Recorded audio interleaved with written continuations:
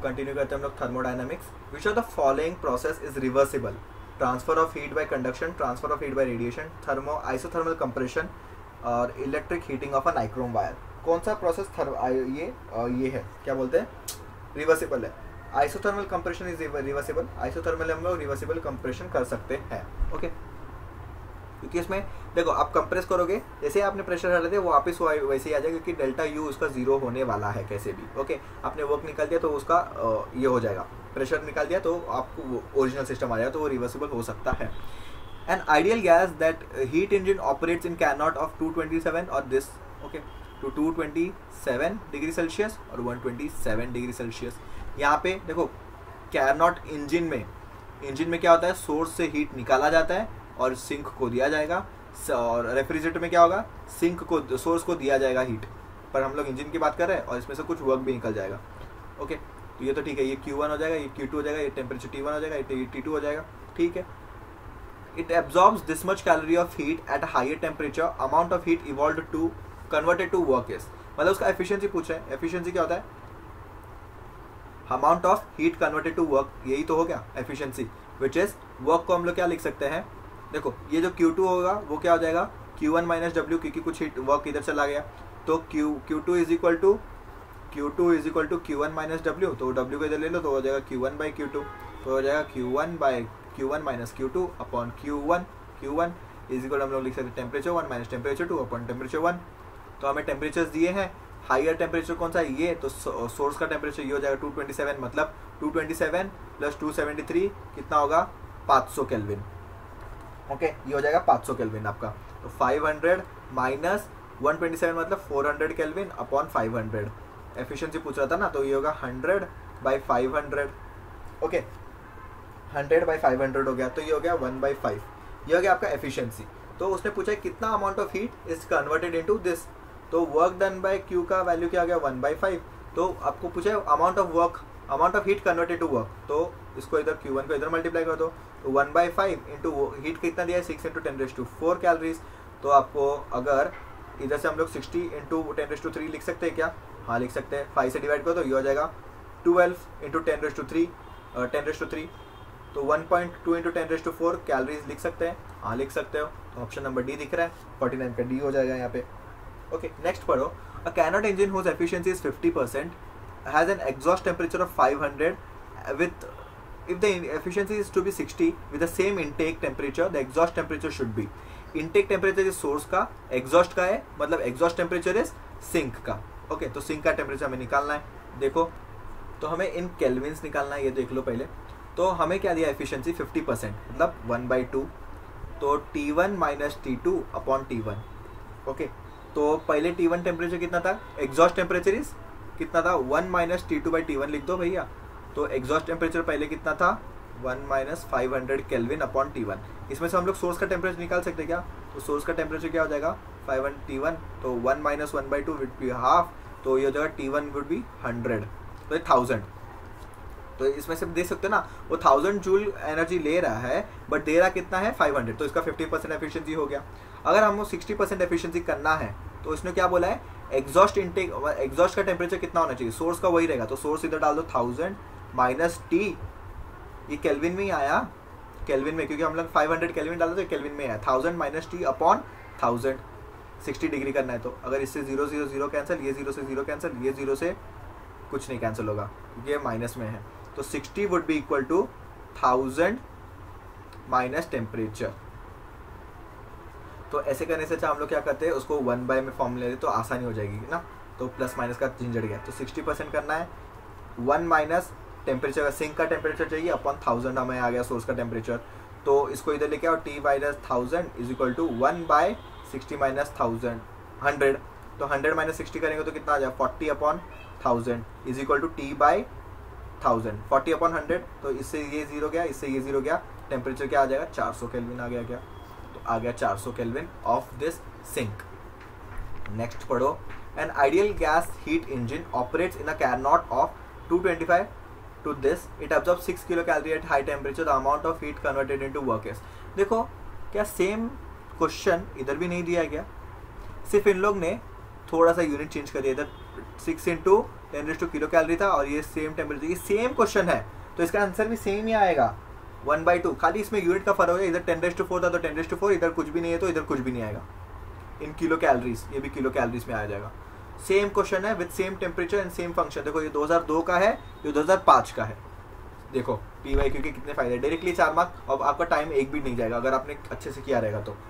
Next पढ़ते हैं, temperature of the source and sink are 127 respectively and inverter claims to have efficiency of 26 degree, then 26%, then it is impossible, possible, with high probability, low probability, data insufficient. तो इसमें से efficiency निकाल सकते हैं क्या हम लोग, फिर कंपेयर कर लेंगे 26 हो सकता है कि नहीं, उसको फिर बता देंगे उन लोग को। ओके तो 52 वाला देखो आप, पहले हमें एफिशिएंसी निकालना है। Temperature of source, high temperature मतलब सोर्स का 127 करेंगे तो 400 माइनस 300 अपॉन 400 तो हो जाएगा 100 अपॉन 400 हो जाएगा 1/4 इंटू 100 करेंगे तो 25% आ रहा है एफिशिएंसी। तो इसका आंसर क्या हो जाएगा, 25% इसका एफिशिएंसी है और उन लोग क्लेम कर रहे हैं, इन्वर्टर कंपनी वाले क्लेम करेंगे 26 दिखा सकता है, तो it is not possible only, it is impossible. तो 52 का आ जाएगा ये, क्योंकि इससे ज़्यादा हो ही नहीं सकता, क्योंकि आप टेम्परेचर इतने दे रहे हो तो इसका एफिशिएंसी तो इतना ही निकल सकता है। आप क्लेम कैसे कर सकते हो कि 26% निकलेगा एफिशिएंसी, तो ये गलत है। ओके तो फर्स्ट आंसर हो जाए। अच्छा क्वेश्चन है ये, पहली बार ऐसे मैंने क्वेश्चन देखा, क्योंकि बहुत पुराने क्वेश्चन है ये। A reversible engine converts 1/6 of the heat into work. Reversible engine देखो क्या कहते हैं, वर्क को हीट में कन्वर्ट करता है, कितना 1/6 को। ओके ये हो गया आपका एफिशिएंसी, ये दिया है। The temperature of the sink is reduced to 62, the efficiency of the engine is double, the temperature of the source and sink is. Okay क्या लिखना है अब इसमें, तो temperature of source minus temperature of sink upon temperature of source is equal to 1/6। हमें क्या दिया है, ये पहला वाला केस है, तो हम लोग इसको क्या लिख सकते हैं, 1 minus temperature of sink upon source is equal to 1/6। Temperature of sink temperature of source क्या आ जाएगा, इसको इधर लेके जाओ, 1 माइनस 1/6 क्या आ जाएगा, 1 माइनस 1/6 हो जाएगा 6 minus 1 5/6। Okay this will be temperature of sink. तो हमें पता चलेगा टेम्परेचर ऑफ सिंक, ये सिंक है ना ऊपर, sink is equal to 5/6 of temperature of source. Okay अभी और क्या कर सकते हैं हम लोग, अगर हम लोगों ने टेम्परेचर ऑफ सिंक को घटा दिया बाय 62 डिग्री, तो 1 माइनस टेम्परेचर ऑफ सिंक घटा दिया, ये तो पहले था सिंक, उसको घटा दिया 62 से, तो एफिशिएंसी डबल हो जाती है। तो ये सोर्स को हम लोग ना सोर्स को क्या दिखा देंगे, F दिखा देते हैं। ओके ये तो इतना ही है, सोर्स उतना ही है इसमें, तो क्या हो गया, एफिशिएंसी हो गया डबल, तो 1/6 था तो हो गया 1/3। तो TS minus 62 upon TF equal to 1 minus 1/3, 1 minus 1/3 क्या होगा 2/3। ओके क्या आपको T सोर्स का वैल्यू पता है क्या, इधर से उठा के रख दो यहाँ पे तो आपको एक वैल्यू मिल जाएगा। तो क्या आ जाएगा, TS minus 62 upon T source को वैल्यू क्या रखोगे, 6TS into 5, 6TS into 5 is equal to 2/3। ये 3 से ये 2 आ जाएगा, ये 2 इधर आ जाएगा तो 4 हो जाएगा। तो TS minus 62 is equal to 2 by क्या आ जाएगा, 2/5 इधर आ जाएगा और अपन इधर TS बचेगा। तो 1 minus 62 by TS is equal to 2/5। तो इसको इधर लेके आ जाओ, 1 minus 2/5 is equal to 62 by TS, तो ये जगह 3/5 is equal to 62 by TS। तो TS कितना हो जाएगा, 5 इंटू 62/3 करके देखो। अभी 62 है ये, 6 1 जा 6 2 जा 2 हो गया। अगर ये 63 रहता तो 21 आता था, तो 21 ले लो, 21 इंटू 5 105 से थोड़ा सा कम आएगा आपका temperature of sink. Temperature of sink क्या आ जाएगा, 105 से थोड़ा सा कम, तो 273 माइनस 105 के आसपास करोगे तो क्या आएगा आपको, सोर्स और सिंक पूछा है ना, शायद मैंने कुछ गलत कर दिया है क्या, देखो थोड़ा क्या मैंने गलत किया है यहाँ पे। टेम्परेचर ऑफ सोर्स सिंक यहाँ तक तो ठीक है, इधर से वापस कैलकुलेट करते थे, यहाँ तक ठीक है, इधर से तो तक वापस कैलकुलेट करते हैं हम लोग सेकेंड वाले पार्ट के लिए ना। देखो ये प्रॉब्लम तो ऐसे ही होता है, थोड़ा सा टाइम कंज्यूमिंग होता है, बट आपको आंसर आ जाएगा अगर आपको लॉजिक सही है तो। मेरा इधर तक सब ठीक है। और ये तो फर्स्ट केस था ना, हम लोग ने क्या किया, temperature of sink is reduced by 62, तो टेम्परेचर माइनस 62 कर दिया और टेम्परेचर ऑफ सोर्स उधर ही रहा, ये सिंक हो गया, इज इक्वल टू, तो ये हो जाएगा 1/3 एफिशिएंसी हो गया इसका। तो 1 माइनस 1/3 करो तो T माइनस 62, ये पहले सिंक का टेम्परेचर, ये सोर्स का टेम्परेचर, तो ये हो जाएगा 2/3 is equal to TS minus 62 upon T of source. Okay, T of source इधर से मिला है, इसको इधर उठा के इधर रख सकते हैं क्या? नहीं तो आप क्या करो ना, देखते हैं, T ऑफ सोर्स को, T ऑफ सोर्स लिख दो इधर से, T ऑफ सोर्स हो जाएगा TS माइनस 62 3/2 हो गया। ये T ऑफ सोर्स इधर से उठा के इधर रख दो, तो ये क्या हो जाएगा 6T sink upon 5 is equal to TS minus 62 3/2। ये हो जाएगा 3 2 तो 4TS minus 5 is equal to TS minus 62। Okay, तो 62 को इधर ले लो, TS माइनस क्या करोगे 4TS/5, तो 5 माइनस ये करोगे तो आ जाएगा TS/5, तो 62 इंटू 5 करो, 62 इंटू 5 करोगे, 62 इंटू 5 करोगे तो क्या आ जाएगा आपको, और 5 2 10, 6 5 30, 3 1 10, यस आ गया, यही आंसर है। 3 1 10 केल्विन आ गया। कैसे किया मैंने, देखो ये सब तो हमने कैलकुलेट कर दिया, तो हमें फाइनल आंसर क्या मिला, ये, इसको क्या किया फिर, TS को इधर लेके आ गए, इसको माइनस कर दिया, तो 5TS माइनस 4TS हो जाएगा आपका 1TS/5, क्रॉस मल्टीप्लाई कर दिया ना गाइस, तो TS आ गया आपका 62 into 5 which is 310 kelvin, 310 kelvin आ गया। तो उसको हम लोग डिग्री सेल्सियस में ले लेंगे, 273 माइनस 310 माइनस 273 करो तो ये आ जाएगा, 10 में से माइनस करेंगे तो 7, फिर इधर से 2 इधर से 10, तो 37 डिग्री सेल्सियस। कहाँ आ गया 37 कहाँ दिख रहा है आपको, वेट 37 दिख रहा है, चारों जगह पे दिख रहा है, वाओ। तो हमें पहले 37 निकालना ही नहीं था, हमें सिंक सोर्स निकाल देते तो डायरेक्ट आंसर आता था क्या, हाँ चलो फिर भी निकाल दिया। तो T ऑफ सोर्स क्या हो जाएगा, T of source would B क्या आएगा, अरे अभी हम लोग ने मिटा दिया T ऑफ सोर्स, इधर लिखा था ना हम लोग ने, वेट अ मिनट, इसको हम लोग लेके आते हैं वापस, हाँ T of source would be 6/5 of T of sink, मतलब 310, ये आ जाएगा 62, ये 6 इंटू 62 क्या आ जाएगा 372, इसको अगर डिग्री सेल्सियस में ले लोगे तो 99 डिग्री आ जाएगा, तो 53 का हो जाएगा फर्स्ट ऑप्शन। बहुत अच्छा क्वेश्चन था ये, बहुत अच्छा क्वेश्चन था, ठीक है। नेक्स्ट पढ़ते हैं, next question, the efficiency of cannot engine operating between 100 and -23 will be, okay 100 देखो 100 मतलब केल्विन में लेना है तो 373 -23 मतलब 250 अपॉन 373, प्लस तो नहीं आने वाला है इनके बीच में, आपको खाली फॉर्मूला में पुट करके बताना है, तो ये आ जाएगा डी ऑप्शन, 54 का डी ऑप्शन आ जाएगा इसमें।